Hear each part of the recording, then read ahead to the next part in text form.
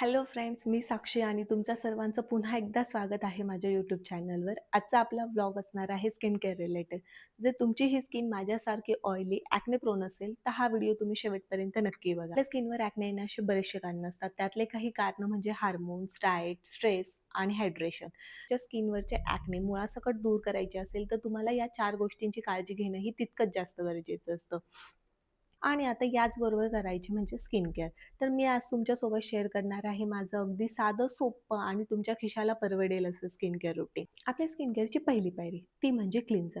त्यासाठी मी यूज करते हे सिबामेडचं क्लिन्झिंग फॉर्मचं क्लिन्झर. याचा पीएच 5.5 असल्याकारणाने हे आपल्या स्किनवरील नॅचरल बॅरियर टिकून ठेवण्यास मदत करतं.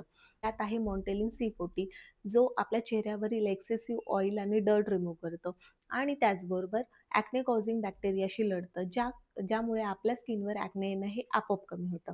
त्यानंतर आपल्या स्किन केअरची दुसरी पायरी ती म्हणजे टोनर. तुम्हाला जर महागड्या टोनर्सवर खर्च करायचा नसेल, तर तुम्ही टोनरसाठी रोज वॉटर किंवा ॲलोवेरा जेलही यूज करू शकता. टोनरचं काम असतं ते म्हणजे आपल्या स्किनला हायड्रेट करणं. तर सध्या कोरियन ग्लास स्किन किंवा राईस वॉटर टोनरचा ट्रेंड चालू आहे. त्यामुळे मीही ट्राय करते हे वंडरचं राईस वॉटर टोनर.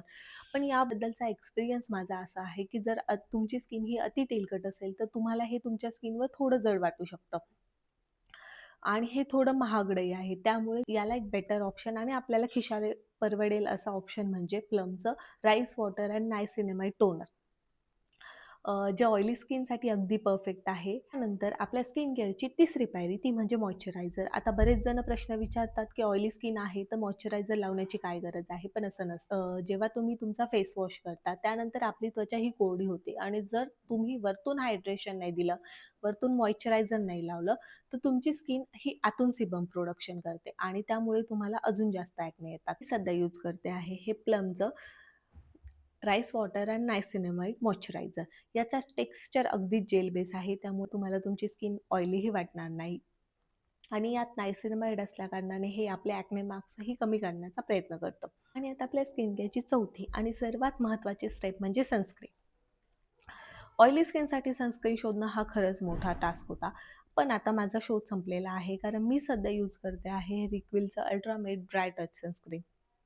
हे SPF 50 आहे, स्वेट वॉटर रेझिस्टन्स आहे आणि याची सर्वात महत्त्वाची गोष्ट म्हणजे हे तुमच्या स्किनवर अजिबात व्हाईट कास्ट सोडत नाही आणि हे तुम्हाला लावल्यानंतर अगदी प्रायमर लावल्यासारखं मॅट फिनिश देतं. आता एक महत्त्वाची टिप, जेव्हा तुम्ही स्वेट, वॉटर रेझिस्टन्स किंवा सिलिकॉन बेस्ड सनस्क्रीन यूज करता, तेव्हा ते तुमच्या स्किनला अगदीच घट्ट पकडून बसलेले असतात आणि जेव्हा तुम्ही रात्री एखाद्या माइल्ड फेस वॉशने क्लिन्झिंग करता, तेव्हा ते पूर्णतः निघून जात नाही आणि जर ते तुमच्या स्किनवर तसेच राहिले, तर ते तुमचे पोर्स बंद करतात आणि ॲक्ने येतात.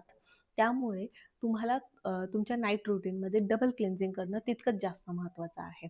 त्यासाठी तुम्हाला कुठल्याही ऑइल क्लिन्झरवर खर्च करण्याची गरज नाही. तुम्ही हे गार्नियरचं मिसेलर वॉटर ट्राय करू शकता. हे आपल्या चेहऱ्यावरचे ऑइल, डर्टही रिमूव्ह करतं आणि त्याचबरोबर तुमचं सनस्क्रीनही पूर्णतः तुमच्या चेहऱ्यावरून काढून टाकतं. त्यानंतर तुम्ही तुमच्या माइल्ड क्लिन्झरने फेस वॉश करू शकता. जर तुम्हाला हा व्हिडिओ आवडला असेल तर लाईक करा, तुमच्या ऑइली स्किन असणाऱ्या मित्रांसोबत शेअर करा आणि माझ्या चॅनलला नक्की सबस्क्राईब करा. Thank you. बाय.